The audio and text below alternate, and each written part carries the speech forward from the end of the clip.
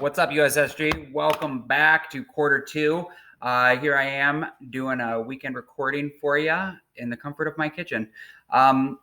So today we're going to shake things up a little bit. Some of you may remember, but it was earlier on in quarter one, I had introduced Mrs. Wilkins. She's a student teacher in our building this year. Normally, if this had been school under normal times, you would have seen a lot of her. Actually, she would have probably been in 2 hours a day.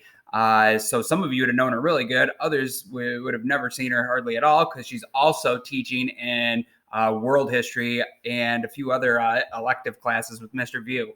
Anyway, she's going to start rocking and rolling here and running lessons for basically all of my U.S. history classes. You can probably expect to see her through quarter two running anywhere from maybe 1 to 3 lessons per week on average. There might be some weeks where she just runs the whole week. Other weeks, she might be real busy with world history and the junior class and what's going on there. And it might be me stepping in and running again.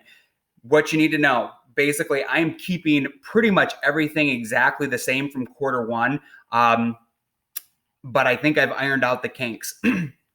Moving forward, just kind of how it was for the end of quarter two, grades and scores on assignments should match between Google Classroom and PowerSchool. Early on in quarter one, I was not doing that. I was still learning a ton about just how to be a virtual teacher because I think this has been a weird quarter for you. It's even been weirder for all of us teachers that have been kind of set in our ways and teaching, face-to-face for 15 years or something. And then now all of a sudden, the whole game has been shaken up on us.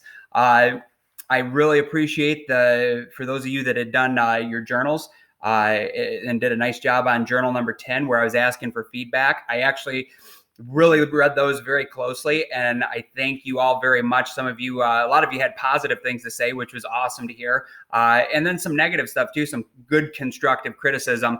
There are some things that I'll be tweaking going forward. One of the biggest ones will be just how I post stuff. This isn't necessarily a big change, but I'm tweaking one thing. Like when I do notes, I was often doing those as a material post, and some of you said you wouldn't see those pop up, so you wouldn't necessarily have it on your to-do list that you had to. So I'm going to start posting anything in the classwork column will be some sort of a graded assignment. Could be a quiz assignment, could be a question, but even my notes will just be a standard assignment post, but it'll be ungraded because you don't have to do my notes. But remember, a lot of my class will be the lectures, and Miss Wilkins will be doing some of those like she is today. Some of those I'll be doing, but you should get those done as basically all of my quiz questions. And then eventually when we get to the exam, most of those exam questions are going to come directly off of the notes that we're giving you. So most of you did pretty well for quarter one in these weird times. I had a lot of A's and B's, but then I also had a lot of people that had lower grades. Please know, all of you that are listening to this message right now, it's not too late. Even if you've put yourself in a hole quarter one, for goodness sakes, you can still pass and get credit. How it works in high school, because a lot of you, the majority of kids that I have in this class are freshmen. So this is your first semester, up in the big leagues. From kindergarten to 8th grade, they basically generally pass you along no matter what. Doesn't really matter what your report card was or anything. Maybe if you were struggling in something a lot and didn't get certain concepts, they might hold you back, but it's generally a collective decision that's made with the principal and the parents. For high school, it's not like that. You have to earn credit to advance. So if you want to graduate in the state of Michigan or any other of the 49 states, you have to have a U.S. history credit. So even if you don't pass this class this year, if you want to get a high school diploma, you're going to have to get U.S. history credit. So moral of the story is, whether you like history or don't like history, get through it the first time. Just get it done with. Even those of you that like history, you don't want to take my class again. If you like me so much, come take my elective class next year and you earn credit in that too.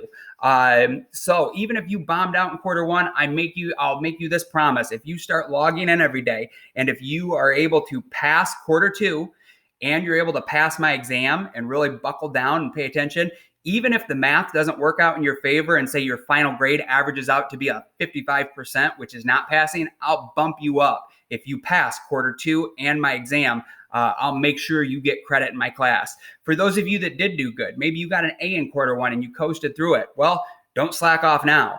Getting an A in quarter one, that doesn't even go into your GPA or anything. They only look at semester grades, and they're going to average quarter one, quarter two in your exam.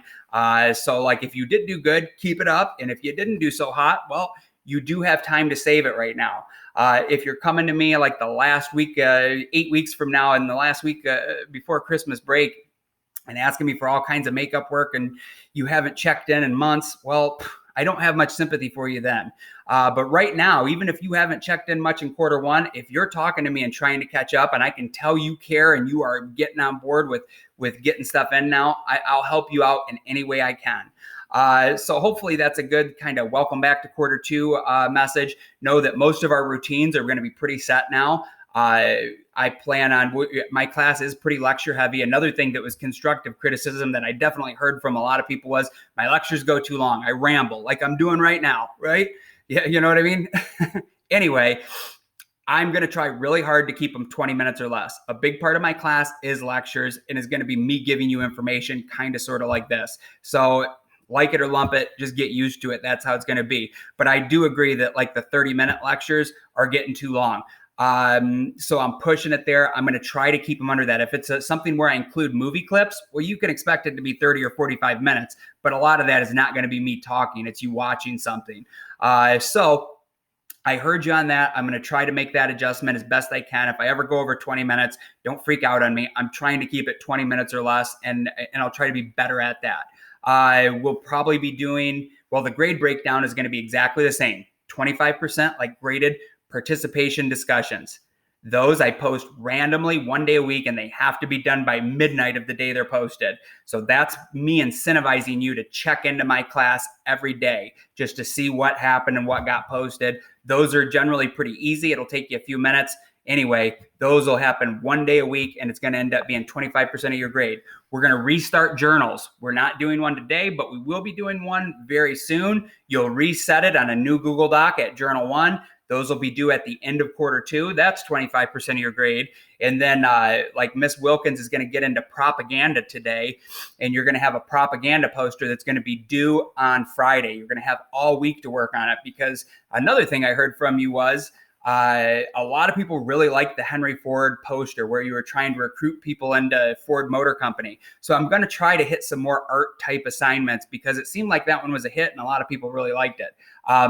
So Miss Wilkins is going to jump into that later today and assign and explain all the details for the propaganda poster. That'll be that, and the quiz you took last week will be your first 2 grades in there. Now, hey, on a propaganda poster, her and I will be grading them together. If you do a nice job on it, and we can tell you put effort, you're probably going to get a really good grade on it. Hopefully all your credit. Stick to the rubric, stick to the guidelines, do it exactly how she explained it, and put some effort into it. Have fun with it. So I'll kind of shut up with that. She's going to explain propaganda today.